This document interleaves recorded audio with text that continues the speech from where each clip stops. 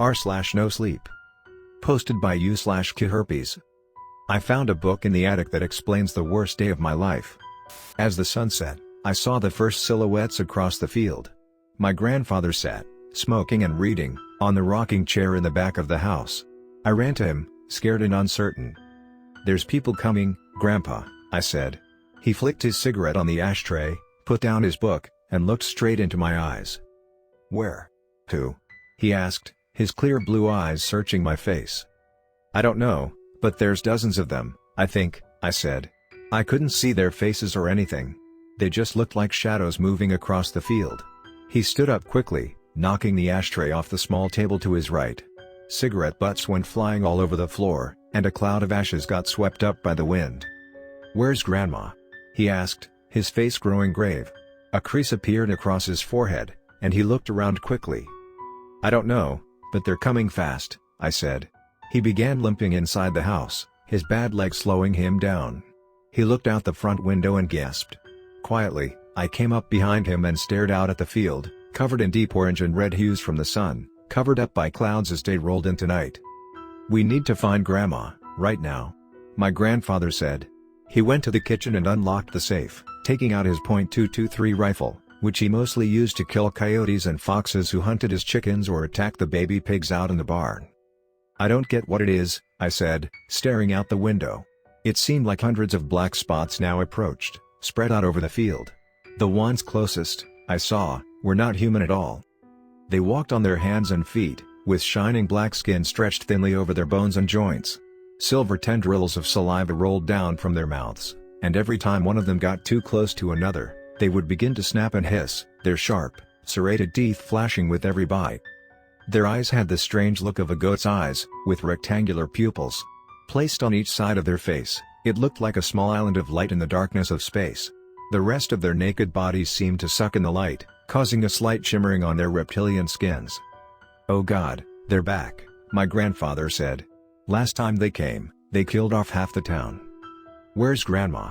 I asked, a current of anxiety running through my body now. My grandpa shook his head. "I wish I knew," he said. "When's the last time you saw her?" "She was weeding in the garden," and then said. "It would be dark soon and she should start putting the tools away," I said, suddenly remembering. "She's probably out in the shed right now." My grandfather grabbed the gun and ran out the door, at least, as much as he could run. It ended up being more of a fast, limping walk. By this point, the first of the creatures had nearly reached the front of the house. We went out the back door, looking towards the shed. I saw the light on inside and the door wide open. "Grandma!" I screamed. My grandfather jumped, then put his free hand over my mouth, holding the gun loosely in the other. "You idiot," he hissed. "Don't draw them near. Keep quiet. Do you want to die?" But it was too late. I heard growling and snapping from the front of the house, and the smashing of windows and doors. Then, on all fours, a few of the abominations came running around the side of the old farmhouse, attracted by my screaming. They hopped in a strange way, their abnormally long and thin arms going between their bodies as their legs pushed them forwards in constant jumping motions. They moved fast now, much faster than me, and in the growing darkness, they seemed little more than a blur. My grandfather grabbed my hand and we ran towards the shed, slamming the door behind us. I looked back in the corner and saw my grandmother, totally oblivious to everything going on, sorting through tools and small seed containers. "Ah, we need more basil and rosemary," she said to herself. "Never have enough seeds, it seems." She looked back at us, smiling. "Have you come to help?" "I'm sorry to say, I'm nearly done." "No," my grandfather said, raising his gun for emphasis. "We're being attacked. You need to stay with us. Remember what killed the Kellers, and the Cavendish family and their dogs and cats and cattle?" My grandmother's face went pale, and I thought she might pass out for a moment. She grabbed her chest, breathing hard. "But that was 30 years ago," she said. "How could they be back?" My grandfather just shook his head. "They're here," he said. As if on cue, someone started smashing on the locked door of the shed. Then another pair of hands joined in, and another. It sounded like a riot had broken out on the other side of the wall. My grandfather raised the gun, as if to start shooting through the door. Then he checked his pocket and frowned. "Damn it, should have grabbed more ammo," he said, rifling through a few bullets in his overalls. He looked like he had grabbed a couple dozen from the safe, though even with perfect aim, That wouldn't make much of a dent in the crowd of beasts I had seen. "Go out the back door," my grandmother said. "We'll go escape to the woods. We can come out at the Jefferson house if we take the dirt trail."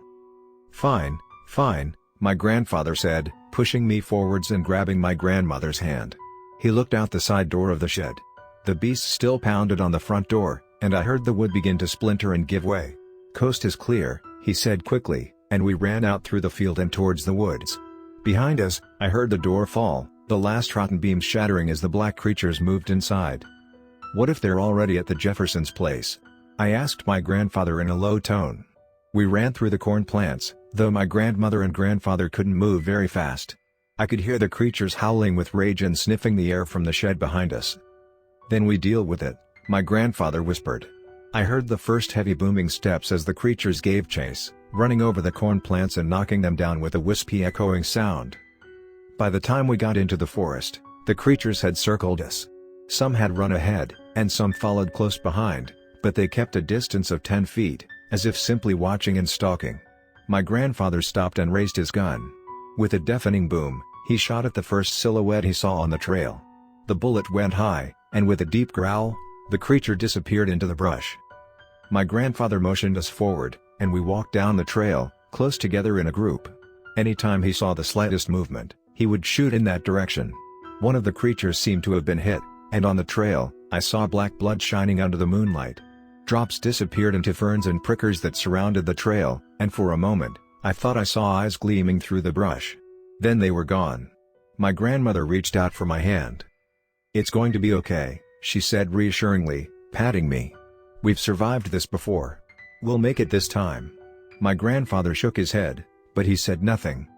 As we got to the Jeffersons' house, I saw lights shining in every window. Hope soared in me, until I saw the body strewn across the porch.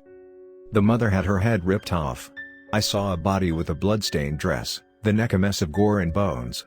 Looking up, I saw the head staged neatly on a metal fence post, the spike driving into the throat. Her eyes looked blank, her expression a mask of horror.